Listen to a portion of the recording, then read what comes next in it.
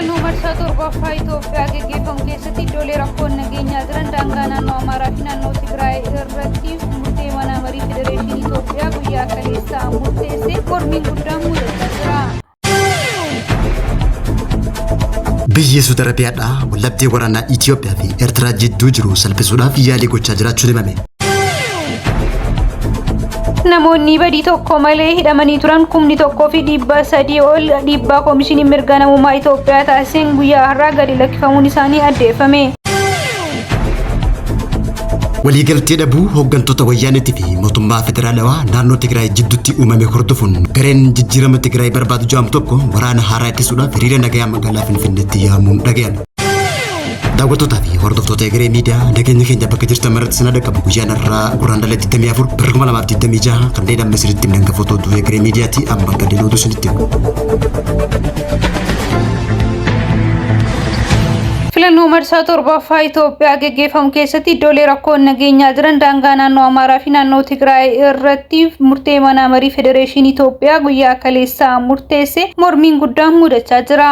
Filannoo marsaa torbaffaa gaggeeffamu wal qabatee godinaalee naannoo Tigraay fi naannoo Amaaraa jala gartokkiin turanii naannoo irratti naannolee lamaan gidduutti wal dhabdee yeroolee garaagaraa mudachaa jiru wal qabatee filannichi haala nagaan akka gaggeeffamuuf yeroodhaaf manni marii Federeeshinii iddicha federaalaan akka to'atamu taasisuuf murteessuu isaa gabaasuun keenya kan yaadatamu yoo ta'u kanuma wal qabatee paartiin obbo Geetaachoo Raddaan durfamu paartiin Simrat gochicha balaaleffatee jira. Paartiin tokkummaa federaalawaa Tigraay Simrat paarkii kan jedhamu kan obbo Geetaachoo Raddaatiin durfamu manni marii Federeeshinii naannolee irratti murtee dabarsee jiru kana kan morme yoo ta'u paartichi murteen kun seeraa heera mootummaa biyyattii kan diiguu fi walabummaa kan diiguudha jedhanii jiru. Tarkaanfii sirreeffamaa yoo hin fudhanne filannoo kana keessas paartichi guutumaan guututti akka of baasu kan addeesse yoo ta'u xalayaa gaafa guraandhala 16 bara 2018 boordii filannoo biyyaalessaa fi manni marii Federeeshinii barreessuun obbo Geetaachoo Raddaatiin kan irratti mallattaa'e yoo ta'u manni marii Federeeshinii gocha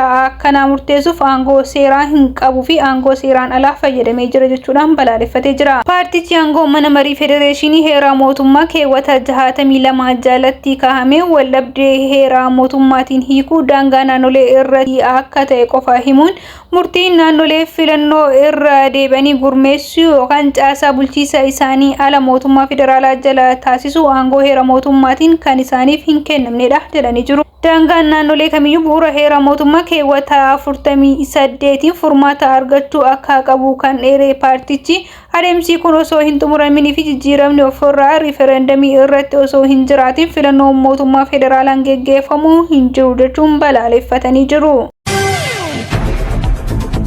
Biyyi Saudi Arabiyaadhaa wallabdee waraanaa Itoophiyaa fi Eertiraa jidduutti guddachaa dhufe kan balaa naannoo gaafa Afrikaatti tasgabbeessuudhaaf tattaaffii dippiloomaasii eegalteen waliigaltee tana xumuruudhaaf raawwirra jiraachuun ibsame. Keessumattuu guraandhala kana keessa mootummaan Saudi Arabiyaadhaa biyyoonni lameen gara minjaalaatti dhufuudhaan marii taasisuudhaaf carraaqqii taasisaa jiru guddachaa jiraachuun ibsame. Tibbana daawwannaa magaalaa Finfinnee fi Asmaraatti taasisuudhaan qondaaltonni olaanoon ministeera dhimma alaa Saudi Arabiyaa lama daawwannaa isaanii wal duraa duubaan hooggantoota olaanoo biyyoota lameenii wajjin taasisanii jiraachuun ibsame. Tattaaffii Suudii kun daangaa biyyoota lameenii irratti humni walitti qabamaa ture ja'amee sodaa uume garaagarummaa karaa nagaatiin fiduu irratti kan xiyyeeffatu ta'uuf hojjetamaa jiraachuu ibsan. Hariiroo biyyoota lameenii keessatti Saudi Arabiyaan gahee olaanaa kan baatte hoggaa ta'u sadaasa bara 2018 mootii Salmaan bin Abdulaziz fi ministeerri muummee Itoophiyaa Dr. Abiy Ahmed fi pirezidaantii Eertiraa Isaayyaas Afwerqii magaalaa Jiddaatti waliigaltee akka taasisan karoorfachuun ibsame. Waliigalteen tun haala waggoota 12 dabre kana keessa ture kan jijjiiruu fi nagaa biyyattii kan fiduu fi xiinxaltoonni siyaasaa tokko garuu akka jedhanitti tattaanfiidhaan mataa'isamaa jirtuun hafuura nageenya naannoo galaana diimaa eeguudhaaf kan kaayyefte hoggaa ta'u hamsa wallabdee kana ilaalchisee ibsi mootummoota lamaa irraa bahee hanga ammaatti kan hin jirre hoggaa ta'ullee Itoophiyaan galaana diimaa argachuuf karaa nagaatiin mariidhaan akka taasifamu Saudi Arabiyaan ejjennoo qabaachuun ibsame. Biyyoota lamaan jidduutti wallabdee hammaachaa dhufe akka sababaatti kaafamaa tureen yeroo ammattana waraanni kaabee Itoophiyaatti kaafamuuf shaakalarra kan jiran hoggaa ta'u waraana kana xiqqeessuu fi gara nagaatti fiduuf Saudi Arabiyaan carraaqqii eegalteen tattaaffiin taasifamaa jiraachuun ibsame.